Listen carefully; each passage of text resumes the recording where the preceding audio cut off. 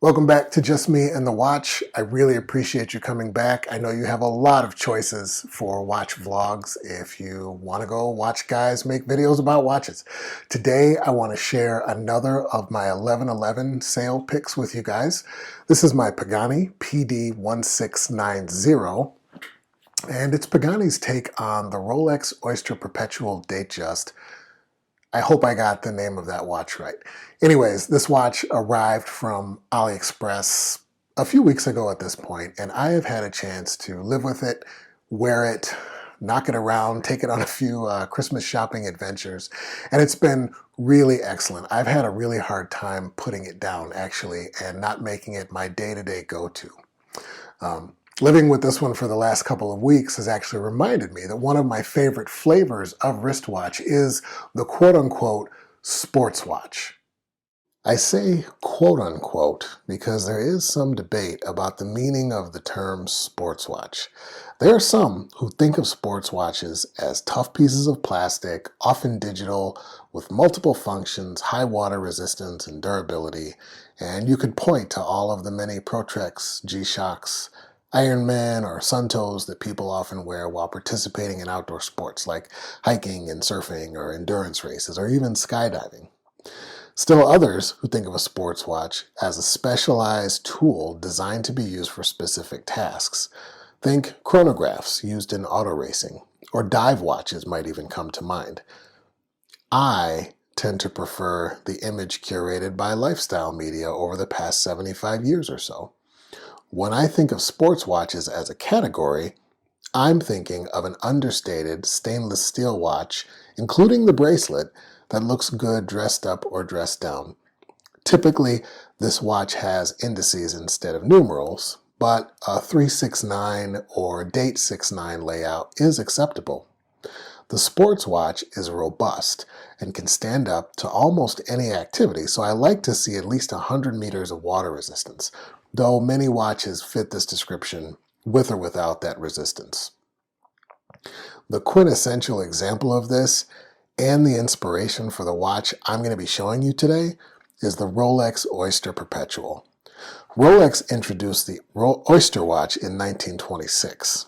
It was the first waterproof watch and gained fame by being worn by Mercedes Gleitz as she swam the English Channel. Fast forward to 1931, and Rolex patented a self-winding movement, allowing their watches to run perpetually without the need for winding. By 1945, they had combined the Oyster case with the perpetual movement, and a star was born. The sports watch, marketed as the Oyster Perpetual Datejust, was brought to market with an automatic date change. In the decades since then, the Rolex Oyster Perpetual family has achieved many milestones and built a major following among collectors. Some made it to the summit of Mount Everest and launched a new product line in celebration. Others have been on the wrists of some of the world's greatest scientists, engineers, and technicians as they worked around intense magnetic fields. Still others have gone on to become the single most iconic dive watch design in history, with a record of military service, exploration, and durability that puts it in a class all by itself. Through all of that, versions of the Oyster Perpetual have adorned the wrists of world leaders, captains of industry, and everyday common men alike. The clean, simple elegance of the watch provides a versatility that's unmatched. And while it's not what one would call affordable, the understated style and clean lines are accessible in a way that most other watches are not. We all know the Rolex Submariner has been copied, duplicated, and homaged by other brands for decades. It's only been the last few years that we've seen some of these Chinese manufacturers attempt to capture the essence of less famous models like the Explorer, Milgauss, and more recently, some different versions of the Datejust. Obviously, there's no real comparison between Pagani and Rolex, but they do provide a very good bang for your buck. So let's get this watch unboxed and let's take a closer look. So as you can see, the packaging is pretty simple and straightforward. Hopefully some of that cost cutting went into the actual watch. I do always appreciate the little extras that some brands throw in. A decent NATO strap and a small screwdriver to adjust the bracelet. That'll come in very handy later when it's time to remove links. Inside we have a really basic paper box. It's adequate for shipping and probably not much else, and this is fine with me because, as I said, I would rather the resources go to the watch and not to fancy packaging. This watch does come with the typical Pagani microfiber cloth, and there it is, very useful for polishing and shining your watch. And there you can see we have this really simple and handsome watch, and we'll remove all of the plastic and the stickers and get into it.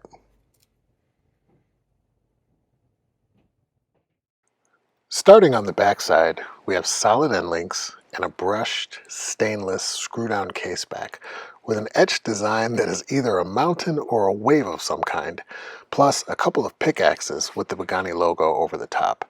I guess the pickaxes should suggest a mountain. The usual spec sheet lets us know we have 200 meters of water resistance, stainless steel, and the model number. One interesting note about this watch is that this particular example is not powered by an NH35. Many of you may remember a shortage of NH35 movements earlier this year, and many brands turned to the Seiko Epson YN55. Much like Seiko providing a generic version of their 4R35 to micro brands and others in the form of the NH35, the YN55 is a mass market version of the movement found in many entry-level Orient watches like the Mako and Ray.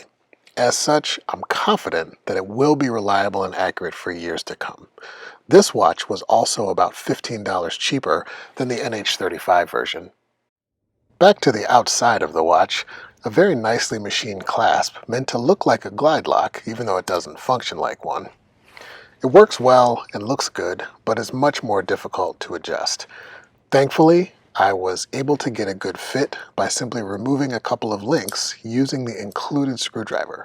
The solid end links plus screw links do lend to a feeling of overall quality for this band.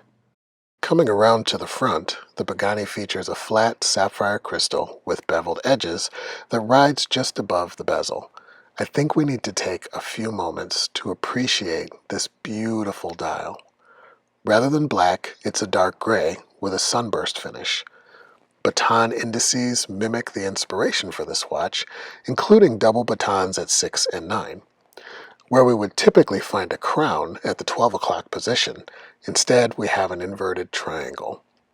I really like the looks of this watch, but I've never been a fan of the Pagani logo.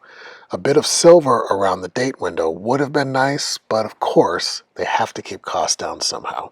Still, this is a real beauty, and like I said at the beginning, it's been hard to put this one down.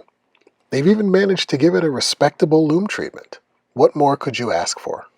And here it is on my 7 7/8 inch wrist. This watch comes in at 39 millimeters wide and 48 millimeters lug to lug. The male end links do bring that to about 51 millimeters, so this does wear a little bigger than those numbers would suggest. My wrist is not exactly skinny, so it works for me. But if you have a slimmer wrist, you may want to look at some of Pagani's other offerings in a smaller size. So that's my new watch. Overall, I'm still really satisfied with it. I picked up this version with the YN55 movement for $69 on the last AliExpress sale, and the NH35 version was going for about $85. So my guess is there's still some inventory with the YN55 movement, and if you're willing to do some digging, you might be able to score yourself a bargain because they're probably a little bit less even when there's not a sale going on. So happy hunting to you all, and I will see you next time. Thanks for joining me, and don't forget to like and subscribe.